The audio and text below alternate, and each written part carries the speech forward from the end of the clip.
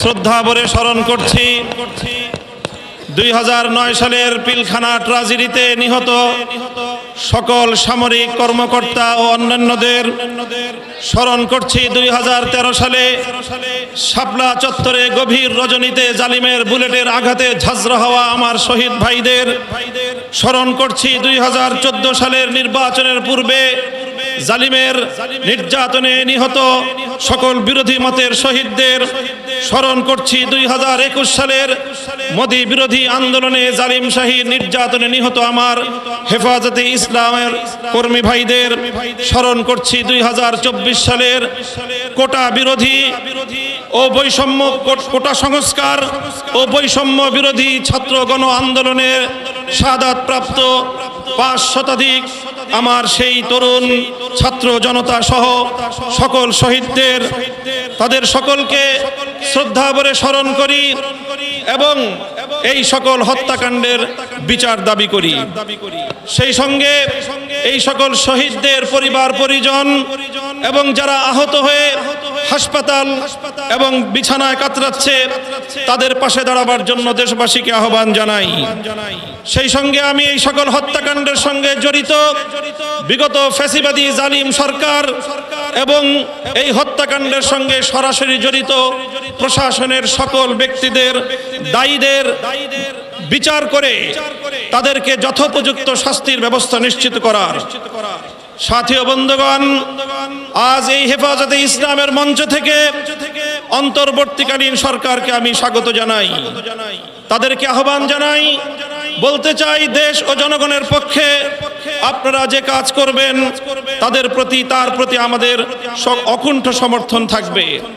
আমরা আশা করব দেশ জাতি ও ইসলাম বিরোধী কোনো কাজে আপনারা পদক্ষেপ নেবেন না, আপনাদের দ্বারা সেই ধরনের কোনো কাজ হবে না। আমরা দেশবাসীর নিরাপত্তার প্রতি দৃষ্টি আকর্ষণ করতে চাই। সংখ্যালঘু ইন্ডাস্ট্রিয়াল এরিয়া, বিভিন্ন মার্কেট সহ ব্যবসা বাণিজ্যের স্থান, আবাসিক এলাকা, মহাসড়কগুলোতে আমাদের হেফাজতে ইসলামের নেতাকর্মী আলেম সমাজে দেশবাসীকে ভলেন্টিয়ারের দায়িত্ব পালন অব্যাহত রেখে দেশে শান্তি শৃঙ্খলা অব্যাহত রাখার জন্য যে কোনো ত্যাগ স্বীকার করতে আমি আহ্বান জানাই। সেই সঙ্গে সংখ্যালঘু ইস্যুটিকে অযথা অপ্রয়োজনে এটিকে গণমাধ্যমের সামনে অযাচিতভাবে উপস্থাপন করে দেশের ভাবমূর্তি ক্ষুণ্ণ না করার জন্য সংশ্লিষ্ট সকলের প্রতি আমি উদাত্ত আহ্বান জানাই। সেই সঙ্গে আমি আজ এই মঞ্চ থেকে স্মরণ করছি বাংলাদেশের লক্ষ কোটি প্রবাসী রেমিটেন্স যোদ্ধাদেরকে, যারা বাংলাদেশের অর্থনীতির মেরুদণ্ডকে সোজা রেখেছে, যাদের রেমিটেন্স যুদ্ধে ফ্যাসিবাদী সরকারের অর্থনীতির ভিত ধসে পড়েছিল। সুতরাং আবার তাদেরকে আমি আহ্বান জানাতে চাই, বাংলাদেশের প্রবাসীরা যারা যেখানে আছেন আপনারা রেমিটেন্স পাঠিয়ে আমার দেশের নতুন সরকারকে সহযোগিতা করুন, দেশের অর্থনীতি পুনর্গঠনে আপনারা ভূমিকা পালন করবেন।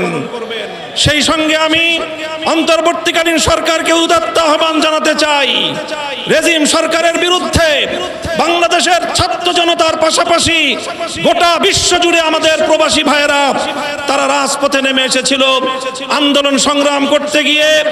স্থানীয় রাষ্ট্রের আইন শৃঙ্খলা পরিপন্থী কাজ হয়ে যাওয়ায় তারা অনেকেই বন্দী জীবন যাপন করছে।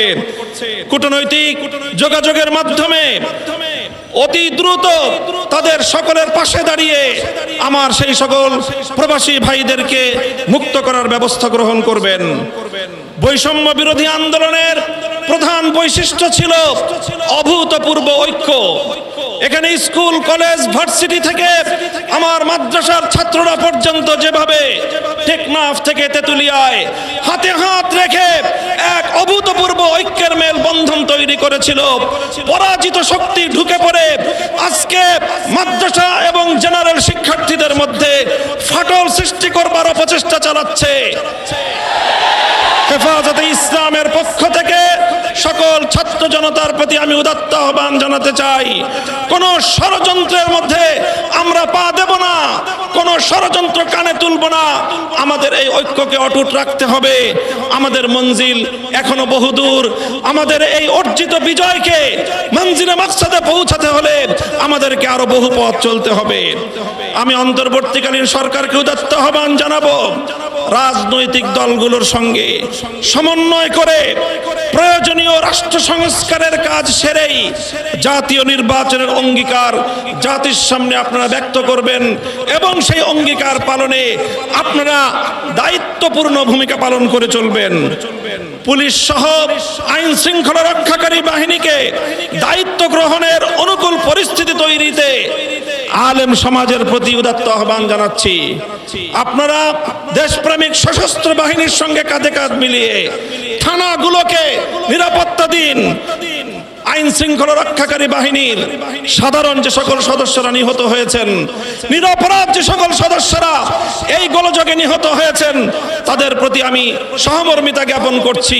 সেই সঙ্গে যেই সকল দুষ্কৃতিকারী অফিসারদের নির্দেশে এই সরল প্রাণ সাধারণ পুলিশ সদস্যদের জীবন গিয়েছে, এর জন্য তাদের উপযুক্ত বিচার বিভাগীয় তদন্তের মাধ্যমে শাস্তি নিশ্চিত করার উদাত্ত আহ্বান জানাচ্ছি।